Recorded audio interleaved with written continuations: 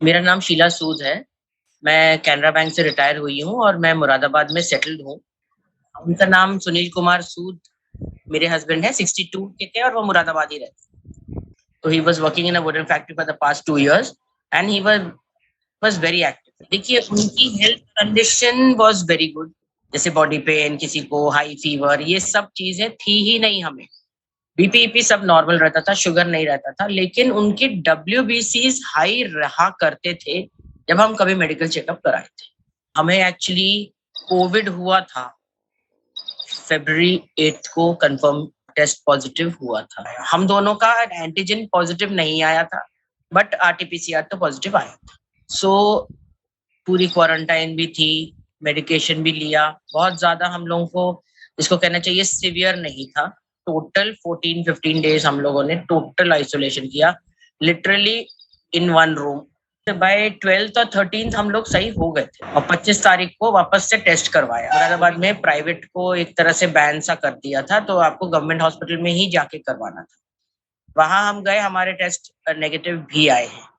So we were totally fine. But then after 45 days, we started getting calls कि अब आपके 45 days हो गए हैं, आप वैक्सीन ले लीजिए, वैक्सीन ले लीजिए। प्रेशर तो था, सब लोग बोल रहे थे वैक्सीन ले लो, तो वैक्सीन हम लोग ने जाके ले लिया। 17 अप्रैल 2021 जब हम वैक्सीन लेने गए तो कोई भी हेल्थ कंडीशन के बारे में कोई भी क्वेरी नहीं थी। नहीं, it was a primary health centre. There is no question of आपको कुछ बताना या नहीं बताना, बस आधार दिखाओ। उसके बाद उन्होंने बस इंजेक्शन लगाया और तब उन्होंने एक क्रोसिन की टैबलेट दी थी वहीं से कि अगर आपको बुखार आएगा तो ये ले लीजिए।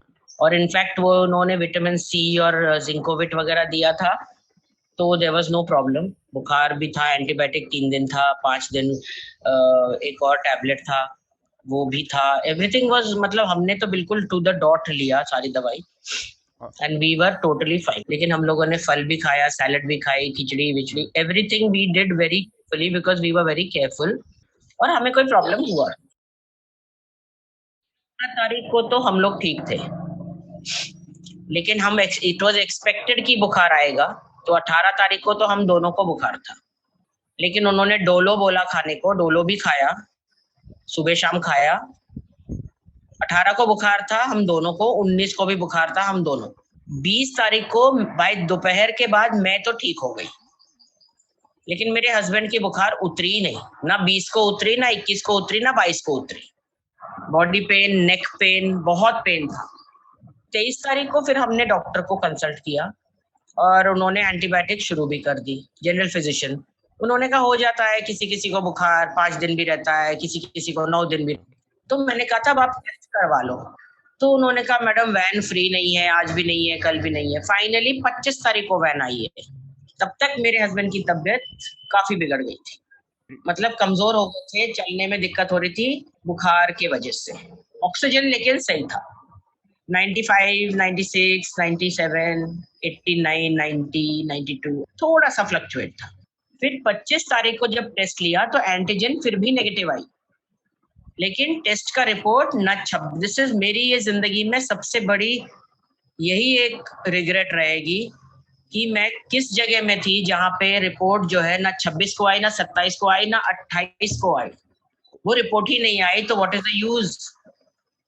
हाँ, 28 तारीख को दोपहर क्या नाश्ते के बाद इनको थोड़ी घबराहट हो गई। इससे घबराहट हो रहा है तो मैंने और मेरे बेटे ने ऑक्सीजन चेक किया तो 65 था। तब हम बहुत घबरा गए। उनके सामने तो नहीं बोला, लेकिन हम बाहर जाके वही डॉक्टर से बात किया, फिजिशियन से। उन्होंने कहा आप ताबड़तोड़ हॉस्पिटल ले जाओ। तो हम हॉस्पिटल ले गए। मर्सीफुली जिस बिल्डिंग में हम रहते हैं वहाँ पे वो हॉस्पिटल की फैकल्टी रहती है, तो हमें बेड और ऑक्सीजन मिल गया।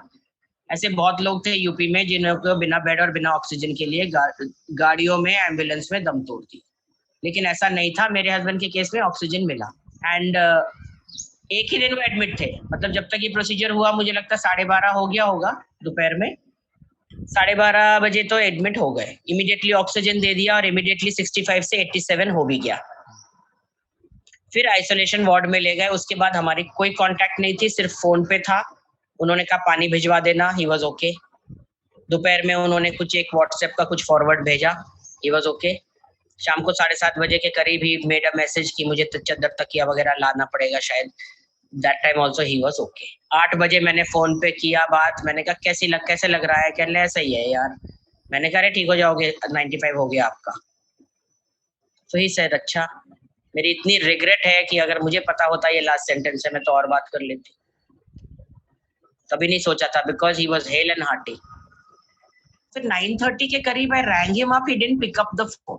तो I was a bit worried, ऐसे तो वो नहीं करेंगे क्योंकि उनको पता है मैं फिक्र करूंगी। तो फिर हम लोग वापस हॉस्पिटल गए और बहुत विकट था उस दौरान, because we were wearing double mask, we were not eating anything outside. घर आके नहा के और तब हमने पानी पिया खाया और तब वापस से गए, वहां हम मुंह ही नहीं खोलते थे। And when he didn't pick up the phone, तब मुझे पता चला कार्डियक अरेस्ट हुआ है, सीपीआर कर रहे। लेकिन 11:30 10:50 पे डेथ हुई गई। And it was the primary cause of death was cardiac arrest. Underlying cause of death, that is what they say, is COVID. तो फिर इस बार they were saying कि सेकेंड वेव का 17 दिन का क्वारंटाइन है। तो हम ही जानते हैं 30 तारीख से कैसे हम लोगों ने 15 मई तक टाइम काटा है। जब हम लोगों ने कहा कि वही डॉक्टर से हमने कंसल्ट किया, हमने कहा कि डॉक्टर साहब ऐसी बात है, मेरे हस्बैंड का तो पॉजिटिव रिपोर्ट आया, तो मैं और मेरे बच्चों के लिए आप बता दीजिए या तो टेस्ट कर लीजिए। This was on 30th morning. तो इलेक्शंस थे, पंचायत इलेक्शंस मुरादाबाद में।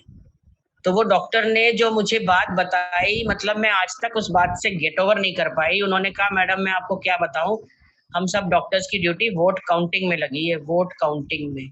मतलब देश में पैंडेमिक है और सरकारी डॉक्टर वोट गिन रहे हैं पंचायत इलेक्शन के। तो ऐसे आप कब फ्री होंगे? कहने मैडम हम आपको क्या बताएं, आप लोग तीनों 12 mg आइवरमेक्टिन 3 दिन ले लीजिए, जिंकोविट और विटामिन सी 3 महीने लीजिए और दिन में 3 बार गार्गल स्टीम करिए।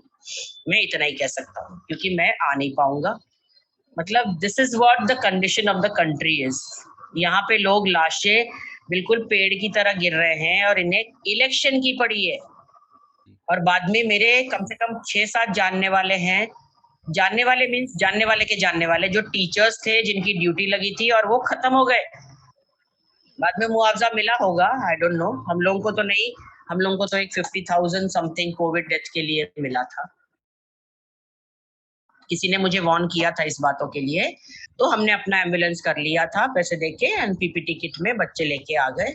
पूरा विधि विधान से पूजा पाठ करके मुखाग्नि मेरे बच्चे ने दिया। कभी कुछ नहीं, मुझे जरूर कांटेक्ट किया कि सेकेंड डोज ले लीजिए, सेकेंड डोज ले लीजिए। 3 बार फोन आ गया। मैंने कहा भैया इतना बड़ा हादसा हो गया, मुझे तो वैक्सीन नहीं लेना, मुझे विश्वास है नहीं, आप प्लीज फोन रखिए। अब जाके, बिकॉज मुझे जॉब अप्लाई करने के लिए जरूरी था, तो तब मैं गई तो मेरा वो वैक्सीन सर्टिफिकेट मैं आपको वैसे भेज भी सकती हूँ, उसमें हैप्पीली जनवरी 2022 में टिक है, जबकि मैंने नहीं लिया। मतलब इस देश में we are only bothered about the number of vaccines on paper. I didn't know. I didn't know. मुझे पता नहीं था, लेकिन जो डिजास्टर मैनेजमेंट विभाग है उनसे 50,000 मिला है। वो डीएम ऑफिस में होता है, किसी ने मुझे बताया, तो मैं गई, तो वहाँ पे पेपर भरने के बाद और बैंक डिटेल देने के बाद आश्रित को 50,000 मिलता है। 4 लाख की बात हो रही थी, तो वो कम होके 50,000 मिला। नहीं, मुझे इसलिए भी घबराहट नहीं होती है क्योंकि इसमें कोई झूठ बात तो है नहीं, सब कुछ तो सच है। अगर किसी को इस बात के कॉन्टेस्ट करना है, देखिए सच के लिए हमें कोई सोचना ही नहीं है ना। जैसे इंसिडेंट्स हुए मैंने आपको बता दिया, मैंने हर एक को बता दिया, जैसे भी बताना है, जिससे मेरे रिलेटिव्स भी, किसी ने भी पूछा। इसमें जैसे ऐसा होता है ना, अगर हम कोई चीज फैब्रिकेट करते हैं तो फिर हमें सोचना पड़ेगा हमने क्या बोला क्या नहीं बोला। जो हुआ है वो तो हुआ ही है। बस मुझे मेरा तो ओपिनियन यही है कि अगर वैक्सीन लगाना है तो प्रॉपरली ग्राउंड वर्क करना चाहिए, उसका हैजर्ड्स पहले कस्टमर क्लाइंट्स को, पेशेंट्स को बता के, if they are willing then only we should do. At least comorbidity तो पूछना चाहिए। जैसे अगर हमारा मान लीजिए हाथ पैर टूट गया बच्चे का अपना, तो जो ऑर्थोपेडिक डॉक्टर है वो बताता है ना, रॉड लगाने से ये हो सकता है। तो वैक्सीन को इतना लाइटली ना लें, इन लोगों को बताना चाहिए कि ऐसा भी हो सकता है। आप लोग रेडी है क्या? तो ये डिपेंड करता है हम वो रिस्क लेना चाहेंगे या नहीं लेना चाहेंगे। कितनी पीड़ा हम अभी तक झेलते हैं। रोज ये सोचती हूँ काश मैंने वो वैक्सीन नहीं लगाया होता, काश मैंने वैक्सीन नहीं लगाया।